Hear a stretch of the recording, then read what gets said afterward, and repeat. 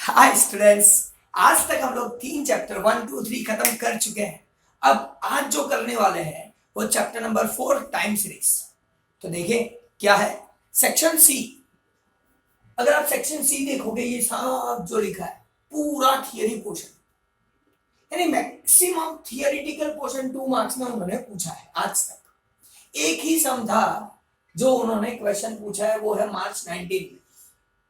पहले कर रहे हैं वो सम जो 2 मार्क्स में था। और अगर 3 मार्क्स की बात करें तो 3 मार्क्स में मार्च 18 19 20 22 जुलाई 18 19 अगस्त 20 मई 21 सब में एक ही टाइप का सम, वैल्यू अलग अलग है, मेथड एक ही है और 3 मार्क। इसका मतलब बोल सकते हैं आप 3 मार्क फिक्स कर सकते हो एक ही सम करके। तो 2 सम करेंगे और 3 मार्क को फिक्स करेंगे। स्टार्ट करते हैं सम नंबर 1 मेरी तरफ से मार्च 19 में जो था वो। उसमें क्या दिया है 7 week data is available on the basis of 7 week data y cap is equal to 25.1 minus 1.3 t। ये अवेलेबल है, आप सब लोग यूज टू हो ये सब चीजों से, इसलिए नया कुछ नहीं बता रहा हूं। फॉर्मूला पता है, जैसे y cap is equal to a plus bx था, यहाँ पे y cap is equal to a plus bt है।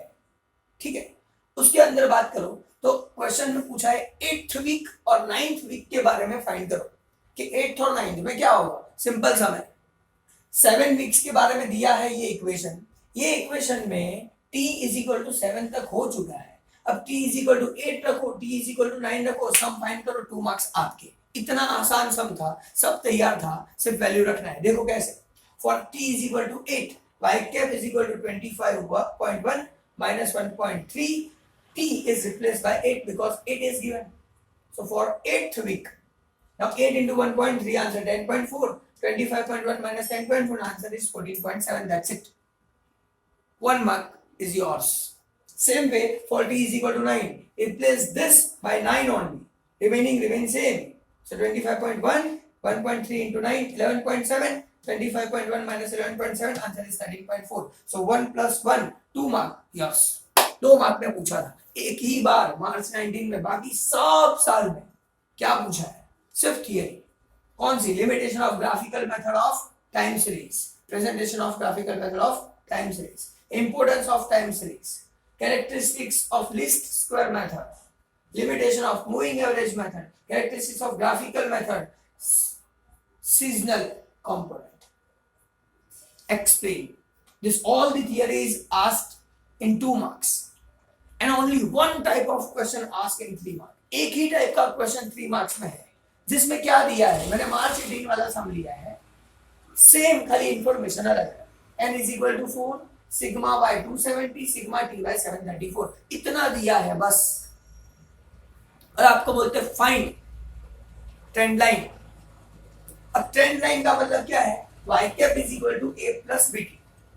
ट्रेंड लाइन का मतलब क्या है, y cap is equal to a plus bt। ये मुझे ढूंढना है। जैसे वहां पे y on x लाइन था, a is equal to ढूंढो, b फाइंड करो, तो पहले b फाइंड करेंगे फिर a फाइंड करेंगे, सम खत्म।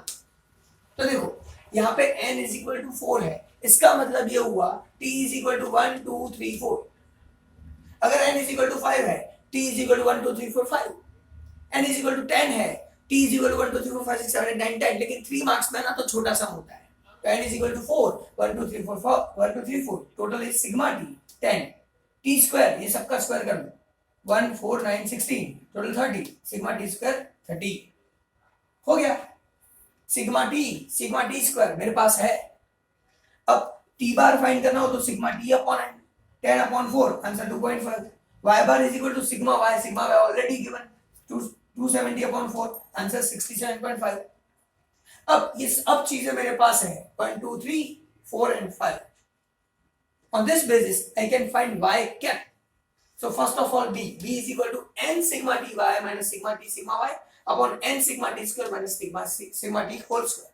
अब n 4 sigma ty 734 minus sigma t sigma y, so sigma t is 10, sigma y 270, 10 into 270 divide by n sigma t square is equal to 30 minus sigma t whole square, ये t का square, यहाँ पे 10 square, काम खत्म। Multiply करो 2936, ये दोनों को मल्टीप्लाई करो 2700, ये दोनों को मल्टीप्लाई करो 120, ये स्क्वायर करो 100, सॉल्व करोगे आंसर आएगा 11.8, b इज इक्वल टू 11.8, काम खत्म, b मिला। अब चाहिए a is equal to Y bar minus B T bar. अब y बार है ये रहा 767.5, b यहाँ पे फाइंड किया है और 2.5 इज t बार। सॉल्व करेंगे आंसर आएगा 38, काम खत्म। ए बी मिला, ये दोनों का वैल्यू रख दो यहाँ पे, y cap is equal to a plus B T, y cap is equal to a 38 plus b 11.8 and t, this is my trend line. तो ये 3 मार्कर क्वेश्चन, सोचो हर साल ये क्वेश्चन है, यहां पे अलग अलग है। यानी आज के लेक्चर की बात करो तो सिर्फ 3 मार्क्स के बारे में बात कर रहे हैं।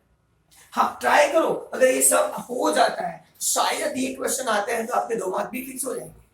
लेकिन आसान तो ये था, मैंने पहले ही बताया था 60 मार्क्स में से 50% क्वेश्चन निकाल भी दो तो 30 तो आ ही जाएंगे, 33 कहीं नहीं जाने वाले हैं। और उसी की तो तैयारी कर रहे हैं, इसलिए ये पोर्शन को कर रहा हूं कैंसिल, फिक्स करवा रहा हूं 3 मार्क्स। मिलते हैं नेक्स्ट लेक्चर में नेक्स्ट टॉपिक के साथ। Bye bye.